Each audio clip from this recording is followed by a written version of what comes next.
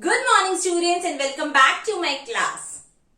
In last class we have studied about different methods of birth control in which we have studied about surgical method which includes vesicectomy and tuberculotomy. Surgery can also be used to remove unwanted pregnancies. It is done in the following condition. First, when the contraceptive fail during coitus or rape. Second condition, when the continued pregnancy is harmful either for mother or to the growing fetus or to both. In these two conditions, surgical method is used to remove the unwanted pregnancy. Intentional or voluntary termination of pregnancy before its full term is called medical termination of pregnancy. In 1971, medical termination of pregnancy was legalized by the government of India under strict condition to avoid its misuse. In the beginning of the chapter, we have studied about female feticides, where some section of the society prefer to have male baby over the female baby, because of which female feticide in India has increased. Just to prevent its misuse, Government of India has laid some strict rules for MTP or medical termination of pregnancy. It is safe in first trimester. That means MTP is safe. Our next topic is STDs, sexually transmitted diseases. There are certain diseases which get transferred from infected person to healthy person through sexual act. These diseases are known as sexually transmitted diseases. STD is also known as venereal diseases or reproductive tract infection, RTI. Let us see a few examples. Gonorrhea, syphilis, genital herpes, chlamydiasis, genital warts, trichomoniasis, hepatitis B and HIV are few examples of STDs, out of which genital herpes, hepatitis B and HIV do not have a permanent cure, whereas all the other diseases can be cured, but these three diseases do not have a permanent cure. Early symptoms of STDs are itching, fluid discharge, slight pain and swelling in genital region. Now let us see some complication due to chronic STDs. The first one is pelvic inflammatory diseases, PID. Abortions, stillbirth. Children's stillbirth means the death of the infant before or after the birth. Ectopic pregnancy. What is ectopic pregnancy? When the fertilization of the ovum takes place outside the fallopian tube and the development of the embryo starts taking place outside the fallopian tube, then this type of pregnancy is known as ectopic pregnancy. It is also caused due to chronic STDs. It also leads to infertility or even reproductive tract cancer. Now let us see the transmission of hepatitis B and HIV. First, it gets transmitted from infected person to healthy person by sharing needles, injection or any other surgical instrument of an infected person. Second, by transfusion of infected blood. Third, from the infected mother to the growing fetus through placenta. By following simple principles, STDs can be prevented. First, Avoid having sex with multiple partners or with unknown people. Second, always use condoms during coitus. Third, in case of any doubt, consult a qualified doctor and follow the prescription. Children, our next topic is infertility.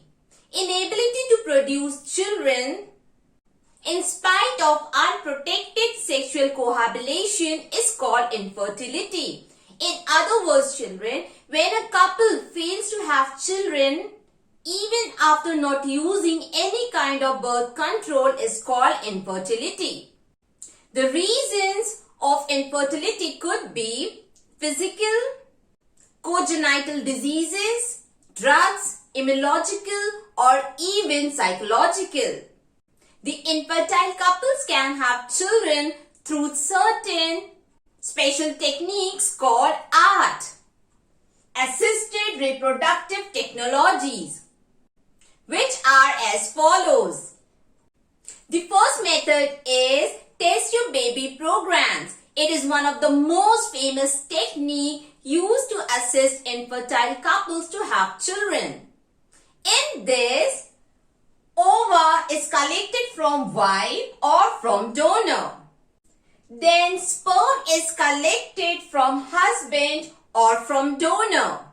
After the collection of ovum and sperm, fertilization is induced and zygote is formed in the laboratory under suitable condition. As the fertilization is taking place outside the female body, it is called in vitro fertilization, IVF. After the formation of the zygote, it starts multiplying. And when the zygote or the embryo reaches the 8 blastomere stage, it is transferred to the fallopian tube of the female. This is known as ZIFT. What is the full form of ZIFT?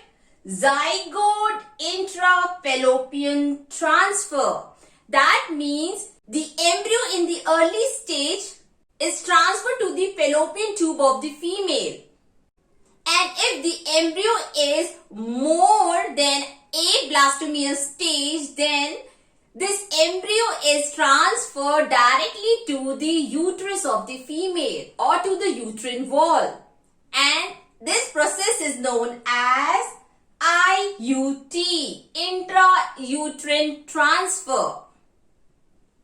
Don't forget, children, when the embryo is up to 8 blastomere stage, it is transferred to fallopian tube.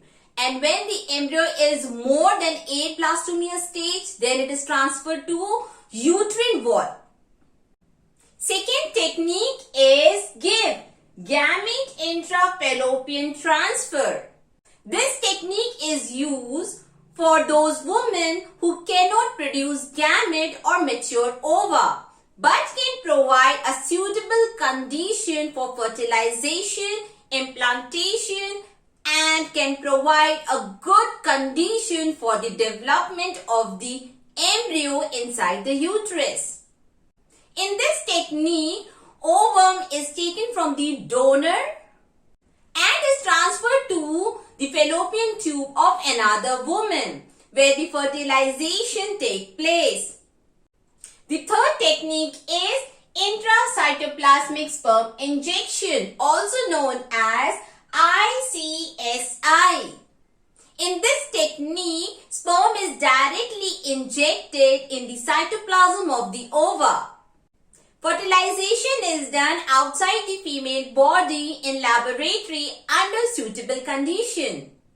This technique is assisted under 2 conditions. The first condition, if the male fails to inseminate. That means if a male fails to inseminate inside the female body, then this technique is used.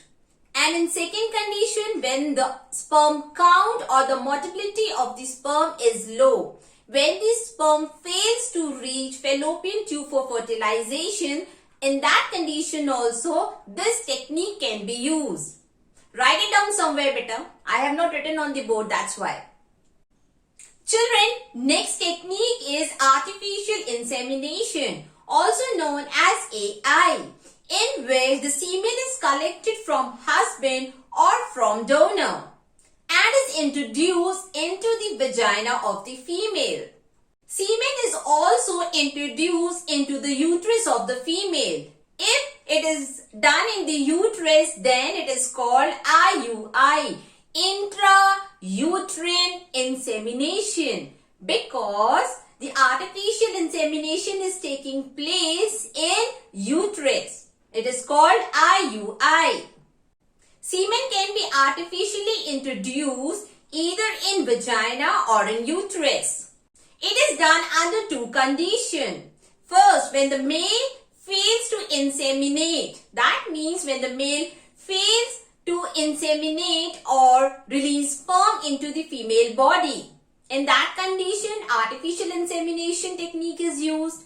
Whereas the second condition is when the sperm count or the motility of the sperm is low, because of which the sperm fails to reach the fallopian tube for fertilization. In that condition, artificial insemination technique is used. Let's move to the next technique, in vivo fertilization.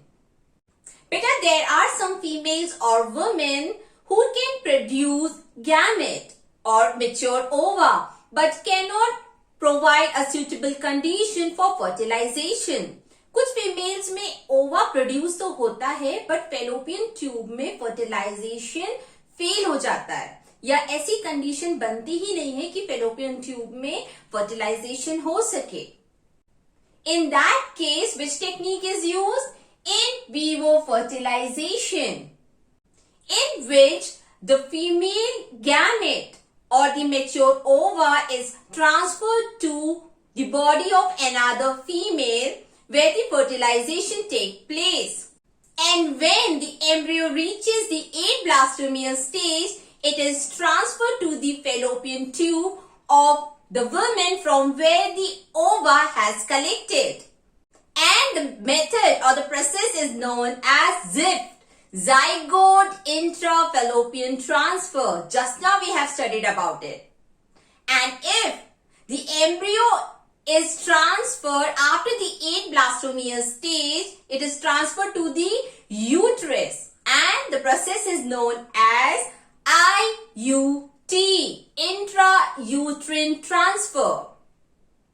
This embryo transfer takes place from one woman in which the fertilization has taken place to the another woman from where the ova is collected. बेटा याद रखेंगे ये embryo वापस उसी female की body में transfer कर दिया जाता है जहां से ओवा कलेक्ट हुआ था. As the fertilization is taking place inside the female body, it is called in vivo fertilization. And if the fertilization of the gamete takes place outside the female body in laboratory under suitable condition, then that type of fertilization is called in vitro fertilization. So don't get confused between the words in vitro and in vivo.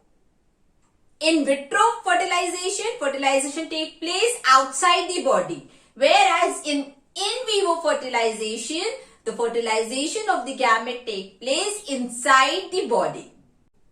With this, we have completed this chapter. In our next class, we will start a new chapter. Till then, take care. Bye-bye.